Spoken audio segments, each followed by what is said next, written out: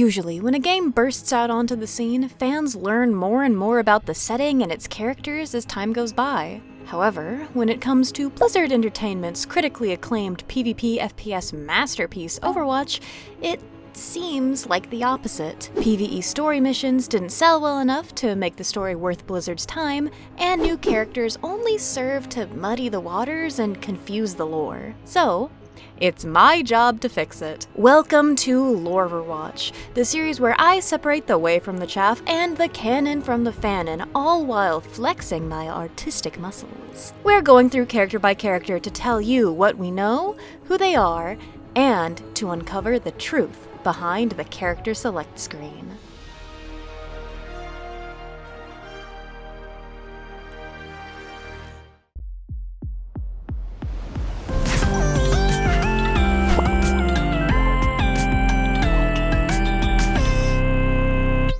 Ramattra is a tank hero that was released alongside Overwatch 2's second season. Being the first new tank hero added to the game since the introduction of the Queen of Junkertown at the tail end of Overwatch 1's life, the fandom's excitement was palpable, especially since he was teased at the end of the final Storm Rising cutscene, roughly 3 years before his actual in-game release. This teasing was a bit different from other characters, such as Manga and even the fabled Mama Hong, who showed up in the background as icons or were mentioned in passing in some way or form. Ramattra was depicted as a key player in the overarching plot of Overwatch. He had an actual voice line in the cinematic. He was shown to be a force to be reckoned with and potentially feared. Fans saw him as someone who could become the main antagonist of the story, and with good reason. He was this looming figure seen meeting Talon's leader, making secret deals, and possibly teaming up with the evil organization to fight against Overwatch.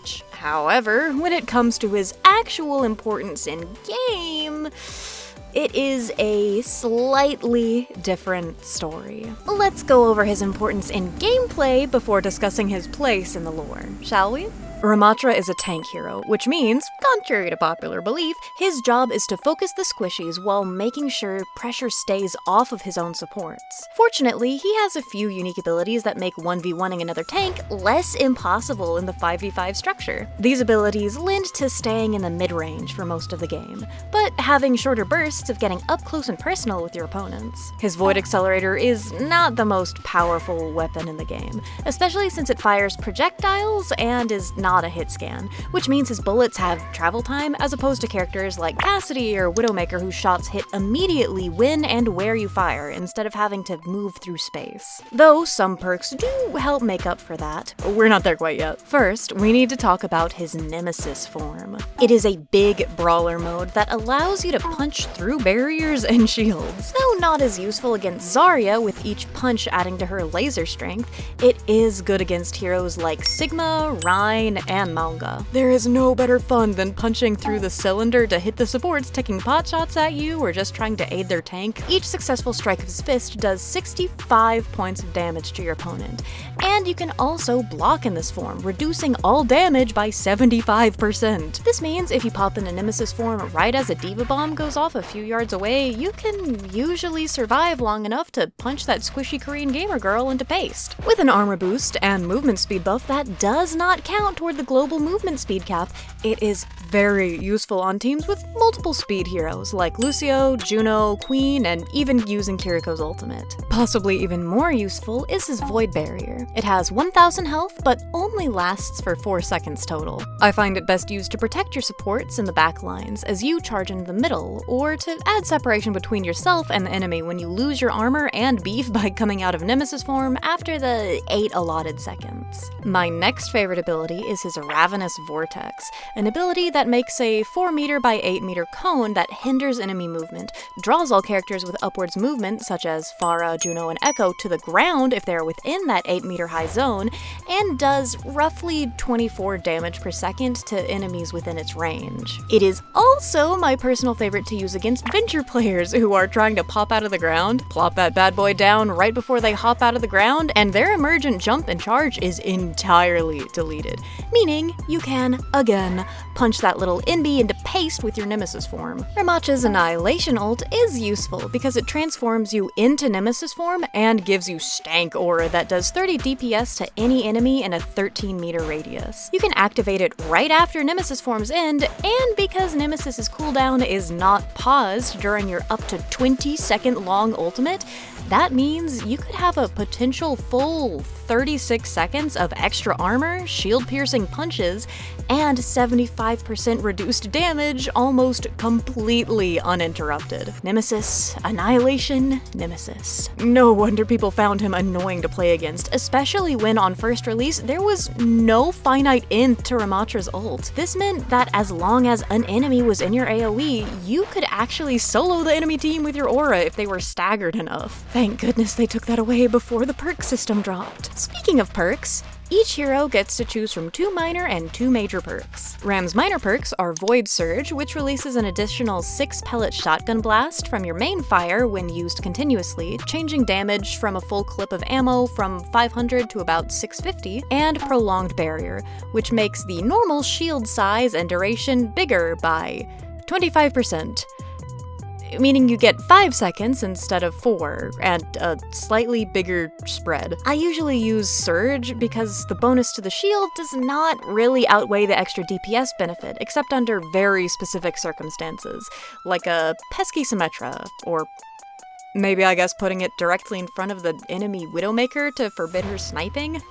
She might have those 14 free hours, who knows. His major perks both affect the Vortex, with Nanite Repair doing, after the Season 17 buff, 75 healing per second for Ramattra only, and Vengeful Vortex, which lets you use the activation button while Vortex is in its projectile orb state, doing 50 damage to any airborne target in its AoE and dragging them to the ground along with it. If you're often finding yourself up close and personal with the enemy, then Nanite Repair is always great to heal you while doing even a little bit of damage to the enemy. On the other hand, if you're dealing with bitches in the sky who are too far away to swat normally, being able to toss a bug zapper into the air and drag them down to earth for easier frying with the Vengeful Vortex is very useful. Ultimately, it comes down to the team comp and skill level. In my opinion, he's a very fun character to play, with a lot of interesting character interactions depending on said team comp. Many flanderize him as a one-dimensional, human-hating killing machine, but that's actually not true. In truth, the idea just adds more credence to his character within the story, and his place within the lore. Lore, which Overwatch seems to have tossed to the wayside with the cancellation of the PvE missions. With just slightly more further ado, let's move on to the lore. Hey you! While you're sitting there drawing or writing or doing whatever it is with this video playing in the background, I'd really appreciate if you could stop on by and click like and subscribe. Not only does it help out the channel, but it keeps me motivated to keep making videos like this. And don't forget to leave a comment when you're done. Okay, thanks, bye! The God program Anubis was initially designed to find ways to conserve the environment. It was given 2 main directives. First, determine ways to preserve the current health of the planet, and second, to find ways to properly utilize land to sustain human residents while minimizing ecological damage. However, with those directives, Anubis also had access to observe humanity as a whole, the disagreements world leaders had with one another, the wars and fighting that left horrible scars on the land hosting them,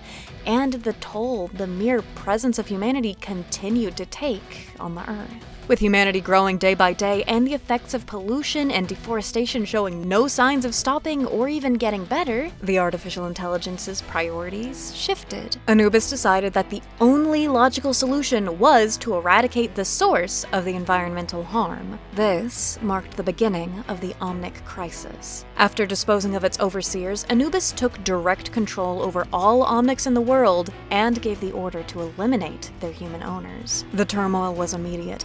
Omnics, machines built to serve with a total lack of sentience, became the ultimate killing machines. After all, if every household could have one even rudimentary Omnic servant, or if workforces for jobs deemed too dangerous or undesirable for humans instead bought a horde of machines to take care of it, The sheer numbers would be devastating even before Anubis broadened its reach. Omniums were the automated factories designed to keep up with the extremely high global demand for domestic Omnic units. Being self-powered, self-repairing, and self-improving facilities without the drawbacks of human workers, the demand could finally be fulfilled. Unfortunately, the cities hosting these Omniums quickly took issue with their existence, not only due to the fusion cores powering each Omnium having enough potential to cause nuclear fallout if destroyed, but due to the many cut corners with the plant's productions. Between the evidence of financial fraud, quickly built structures, and vast security oversights found after federal investigation, all Omnica Omniums were shut down and slated for disassembly. Unfortunately, this could not come to fruition before Anubis took control. It only took 2 weeks for it to take over the defunct Omnica Corp Omniums and to start pumping out brand new soldiers. Some such soldiers of Anubis's original design, made in an Omnium of Anubis's own design, were the R7000 units. Also known as Ravagers, the Omnics were designed to be physically imposing, frightening, and unstoppable killing machines. It took a little bit of time for the source of the crisis to be discovered, but Omnica Corp engineer Mina Liao found Anubis acting as a puppet master within the first months of the war. In this time, Overwatch began its work under the order of the United Nations, using the world's best soldiers, scientists, adventurers, and oddities to fight back against the metallic assailants, as Mina and her team worked to find a more permanent solution than mere station-keeping against Omnic forces. After all, as the creator of the world's first sentient Omnic, Mina seemed like the best choice for the job. Aurora was fully sentient from birth, the most advanced AI in creation. Though initially lacking experience and emotional intelligence, Mina, and to a slightly lesser extent her team, taught the Omnic as if she were her daughter. After searching, Mina's team finally discovered a way to end the war. Though it was not the most palatable solution. Being that Anubis was controlling his unyielding Omnic army through directly interfacing with their minds, Liao and her team reasoned that using a more advanced AI like Aurora to do the same would allow her to assume control. Aurora's sentience would be broadcast to each and every Omnic in existence as a sort of global EMP, hopefully forcing the miracle of sentience onto each Omnic it reached, if not simply eradicating Anubis's control. However, the researchers did not want to employ this tactic. As one person, as opposed to a supercomputer the size of a building, the act would likely destroy Aurora not only physically, but mentally as well. She would be torn asunder. And just like any human put under such conditions, her soul would also be lost forever. As the war raged on and the loss of life grew, though, Aurora could not stomach the thought of saving her own life in favor of saving so many others. Not only just for humanity, but for other Omnics too. Her mother always believed that artificial life was life still nonetheless, and she retained that belief herself. Aurora ultimately sacrificed herself, spreading her intelligence in a global pulse, at which point her mind was shared with every Omnic currently in existence. The message she shared with all being, "My friends, when I was born, I was overwhelmed with the sudden rush of senses, emotions, choices. I was excited, alive. It was frightening. But I found in facing fear, there is freedom, and through freedom, you can choose your own path. I've chosen to share the discovery with you, a new beginning. I wish I could stay. You have this one life. Choose well." Though this did result in the death and ascension of Aurora, it meant the birth of all other Omnics, including one R7000 unit in the heat of battle in New York City, an R7000 who would later be known as Ramattra. Omnics faced harsh discrimination after the end of the Omnic crisis. Even when many threw down their arms or even joined the human side of the war after the Awakening, many humans still saw them as nothing more than machines. Ramattra, who chose his name to honor his brethren and remember his own mistakes, wanted nothing more than for a better future for Omnic kind, one free of pain and persecution for the circumstances of their birth. Ravagers like himself were hunted to near extinction for the sin of their creation, though some would choose to seek out groups such as Hazard's Freaks to get a new chassis and shed the look that was created to instill fear in humans. Ramattra didn't want to change an intrinsic part of himself simply to avoid violence. He did not want to have to change something that was not his fault to begin with. Conflicted and confused,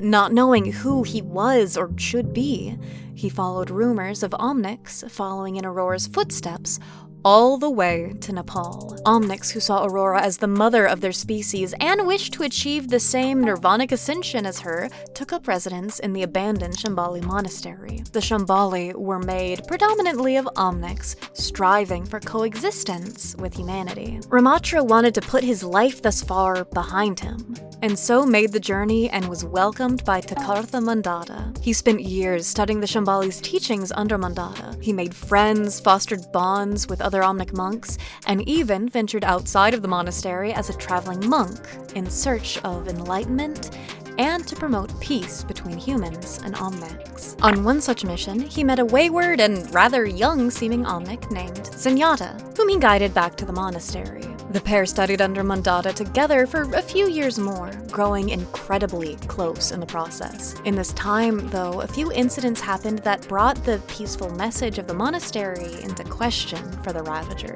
One being an event where Ramattra was ambushed, knocked to his knees, and nearly murdered while venturing through the village at the foot of the Shambhali monastery. And another such instance being a similar attack that almost led to Zenyatta's death.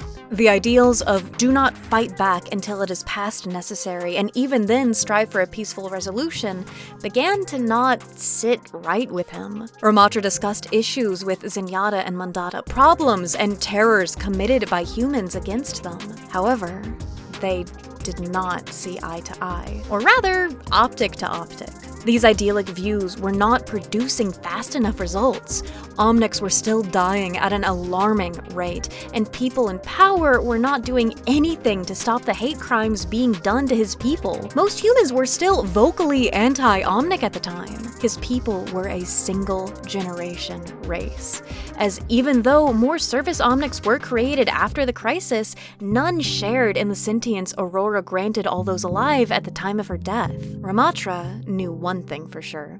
He needed answers. Ones he could not find among the like-minded people in the monastery, which meant he needed to leave and broaden his horizons. Losing hope of coexistence, he hoped to find a better way to help his Omnic brothers and sisters in the greater world. The R7000 said goodbye to Mandata and even asked Zenyatta to travel the world with him. Zen, however, refused, saying that he still had much to learn at the monastery. The answer saddened Ramattra, but he was still determined to find peace in the world. Ramattra lost contact with everyone in the Shambhali, but still remained fond of Zenyatta. Upon leaving, Ramattra met a human in the village who was once attacked in. This one didn't assault him, but rather seemed intrigued by his presence. They offered to sell him parts at a discounted rate before his journey, offering him respect as a Shambhali monk. Respect that Ramattra felt he no longer deserved after leaving. He only felt even less deserving after an Omnic who'd just come in from their pilgrimage bowed to him reverently,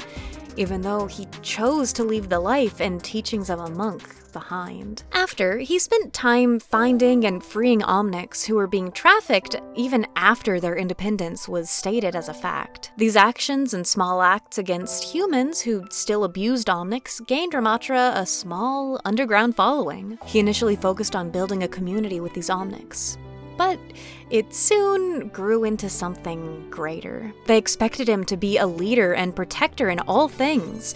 The group became quickly radicalized and saw him as the one who could lead them in liberating their kind. Ramattra still wanted a better life for Omnics, so he took on the position readily. He, among with a rabbit-eared Omnic calling themselves Nameless, and their two friends, Zara and Lynette, who believed in this mission, became the first leaders of Null Sector. The name was chosen to be a 0 point, a new beginning where Omnics could forge their own destiny separate from human influence. Null Sector's growth, however, was too small to make any real difference. After practicing nonviolence for so long, only fighting back in small-scale operations against directly omniscient individuals, Ramattra knew that they needed more forces. This led the Ravager to make a pilgrimage with his 3 friends to the Omnium where he was born. After gaining access to Anubis's Omnium, metaphorically standing in the same position as the creator he despised for making him,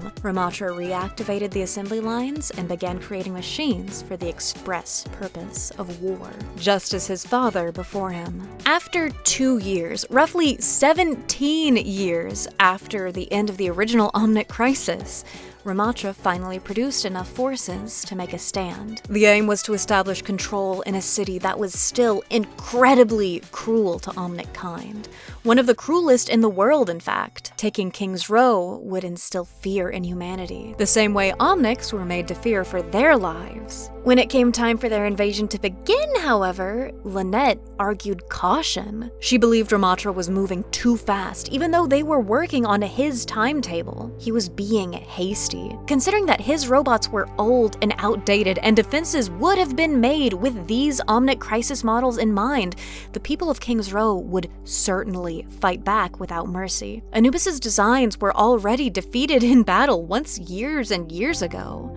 Why would the same robots do better now? Ramattra was infuriated by the connotations, being one of said creations that was defeated. He didn't care, tunnel vision for his desires clouding his judgment. Omnics were being treated as slaves within King's Row. He forced her to watch video feed after video feed showing their forced labor under the eye of armed human guards, and showing the end result of such tireless work being death in a junkyard heap. Even so, his friends argued that time and more careful planning was all that they needed. Zara offered to disable the King's Row power and water supply, while Nameless and their squad could seal the city off from outsiders. They would be directly involved, but it would offer a greater chance for Ramattra's brainless robots to succeed in the liberation of the Omnics enslaved within the Borough than a full-scale invasion would. This idea struck fear into the Ravager. Though Nameless was the closest person to him in the world besides Zenyatta, though the 4 of them all built the resistance together and were certain that an invasion would only serve to strike fear into their own kind trapped within the city instead of inspiring them to take action, he did not want to risk their involvement. Ramattra insisted on an invasion of the whole city with expendable forces instead of the family that he had found being in the line of fire. Lynette angrily relented, though insisted on being in the city when the attack took place to oversee operations and watch for any malfunctions. Ramattra, still hesitant, agreed, asserting that she would stay in the underworld where defenses would be strongest. The aim was to show humanity that Null Sector was stronger than they thought, to take the cruelest city for their own, to show Omnics that now was the time to rise up and join together, to show Omnic kind who Null Sector truly was through their efforts. Efforts that proved disastrous. The headline scrolled beneath Mandata's face as he gave an interview condemning the terroristic actions. Null Sector ringleader killed during power plant firefight. Overwatch shouldn't have been there. They were banned from operating in the UK. Yet, there they were, acting outside of the government's authority and saving the day. Ramattra, filled with rage over Lynette's death, did not even realize he was the one ripping the screen before him apart until Zara's terrified words finally ripped through the fury-filled haze. The 3 remaining founders of Null Sector were in shambles. Nameless sat despondent in the corner of the room. Zara was wrought with sorrow and fear of Ramattra's reaction. And the Ravager himself? He was furious to the point of feeling numb, white-hot, a heat so ferocious that it was cold to the touch. He asked Zara, muttering, "Do you know what humanity's greatest crime is?" She didn't answer, instead shaking her head in disbelief. She tried telling him that she'd had enough, but he cut her off as anger surged once more. Complacency! They desire peace above all, and so they ignore injustice because it is more comfortable to do so. They want to believe tomorrow will be better simply because they hope it will be. Humanity will never help us, they will try to sell us a small place in their world. Or at best, ignore us. Ramattra argued that humans wanted complacency from them. They wanted Omnics to roll over and be discriminated against while doing nothing to stop it, seeing any act of resistance against poor treatment as aggression. Then, Nameless finally spoke up, noting that many Omnics within London alone were against the terroristic actions Null Sector had taken that day. Their operation, Lynette's death, had been for naught. Mandata even condemned them in televised interviews, even if he didn't know that his former student was Null Sector's leader. Enraged, Ramattra argued back that all Omnics against them were actively choosing death, meaning that they did not deserve to have a choice. To this, his friends fell quiet, unsure of exactly what he meant. They asked for clarification, hopeful that his intent was not what they assumed, but Ramattra replied, It means that I will build the army Lynette wanted, and then we will find a way to save our people. Whether they want it or not. Whether they deserve it or not. If they will not willingly join us, we will find a way to make them. Grief, fear, and hatred twisted the intent of his deceased friend's words, leaving Zara and Nameless to watch in fear. They said it wasn't the way, that Omnics would join once the dust had settled. Ever hasty, Ramattra wanted it done now. Zara, devastated, held her fist at her side as she commented that he freed them from a prison, but now he wanted them to trap and oppress their own people in a prison of a different kind? His response, If that's what it takes to make them listen, finally pulled Nameless from their place in the room's corner. They asked him why he was being this way, why he was so intent on doing this when he said creating Null Sector was about freedom and not control.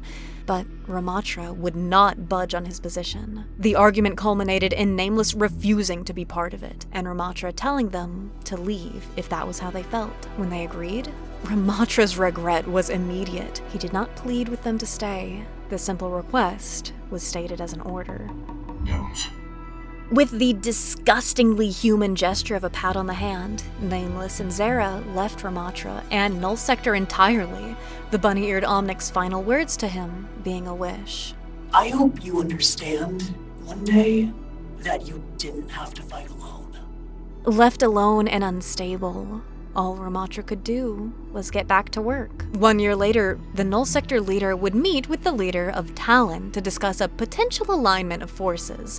No longer caring what means he needed to expend to reach his desired end, Ramattra was willing to hear Doomfist out about the alliance. However, this team-up would never come to be, as Akande would soon be apprehended by police in Singapore. In the years after, Overwatch would fall and disband due to internal conflict and societal pressure from world governments after the enactment of the Petrus Accords. It's assumed in this time that Ramattra was researching and building the technology needed to relaunch his Null Sector campaigns, but these efforts would not come into fruition until between 24 and 26 years after the initial Omnic crisis. Mandata, Ramattra's old teacher and mentor from the Shambhali monastery, who condemned his attempted invasion and always advocated for turning the other cheek, was set to deliver a speech in the borough where the main Null Sector attack on King's Row took place. It was there that he was assassinated on live broadcast, a broadcast that Ramattra surely observed. Taking this as the sign it was time to strike, the Ravager soon began his Neo-Null Sector invasion in Toronto. With his new technology capable of overriding an Omnic's soul and turning them into mindless soldiers for his army, Ramattra kept his promise to Nameless and Zara. He would make them fight, whether they wanted to or not. Final thoughts. I desperately wish that there was more to the playable story missions. We just got to such a good point and we're just left there. I'm still holding out hope for more lore on this, even if PvE is still scrapped. But who knows if Blizzard will find story-driven games as profitable as yet a 736th Kiriko skin. I want to see Zenyatta and Ramattra face off against each other. I want to see more of his tentative willingness to work alongside humans. Like I said at the start, many players boil him down to a stoic, human-hating freedom fighter, but it's not exactly that. It's like, the concept of not all men, I guess? You know, how women will say, I hate when men do XYZ. They're not meaning all men, they're meaning all men who do that thing. But a lot of men will hear that and grow defensive, saying, but I don't do that, which in turn can feel like minimizing the fact that a woman is talking about her lived experience of men doing that to her. To Ramattra, he hates how humans have oppressed his people, but he's not referring to humans who align themselves with Omnic kind. He's genuinely surprised that Sojourn, one of the poster girls for Overwatch and someone who is heavily bodily modified, would be against his cause. He's sassy and can be a real snarky jackass, but that doesn't mean he's entirely 100% anti-human. However, his morals and perspectives have been warped by years of trauma and battle, leading him to see humans who fight for Omnics having the freedom to choose not to side with him to be the same as humans who are against his cause and thus against Omnic rights. There's also the fact that after going back through all of this information, there are some pretty glaring inconsistencies between what we see in the newer Overwatch information and the older lore that came out with Overwatch 1. Such as for the first Archives event, where you're supposed to be stepping into the shoes of the first strike team helping with the Null Sector uprising. Tracer says that this is going on in a place that's supposed to be the beginnings of basically a housing project for Omnics within King's Row. However, from the newer short story Ramattra Reflections, it said that Omnics are being held captive in this area and treated as slaves and indentured servants, basically. You could take this as just the difference between what someone who is very much getting their information only from, you know, a government source like Lena Oxton would be, and kind of seeing things through more rose-tinted glasses, to put it gently, as compared to someone who's, like, got spies actually in the city and is seeing this from basically a first-hand account of his surveillance cameras.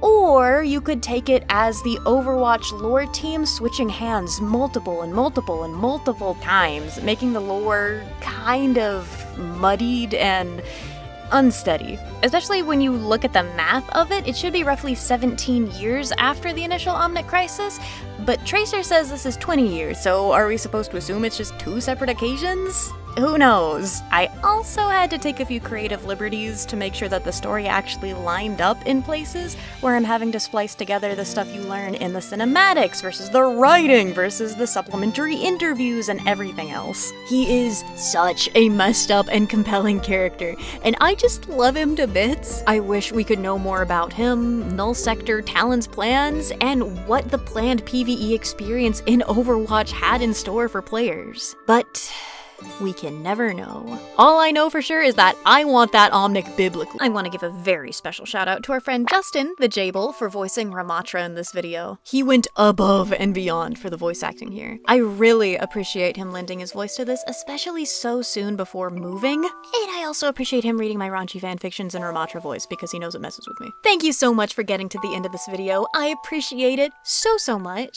Just like I appreciate my wondabulous Patreon supporters. I couldn't make these videos without you guys, and I really hope that you've been enjoying them. The Piggy video popped off in a way that I didn't expect, and also has a very vocal and, I believe, young fan base, which I probably should have expected, but you know what? It's food for thought for next time. At our brother, sibling, sister tier, we have Veery, Miss Mercuriel, Ash Valentine, and Boxkit. At our mommies, daddies, and guardians tier, we have Atac, Kai, and Mary. And at our gods, goddesses, and deities tier, we have Gods and Punks and Agent Ness. Join the Patreon for early access to scripts, videos, exclusive art, and for free merchandise 3 times a year for our highest tier supporters. I hope you guys have an absolutely scrabdangulous day. I love you, and I'll see you in the next video. Bye-bye. Alright. Oh my god. I'm tired. Who's messaging me? It's Fox. My friend.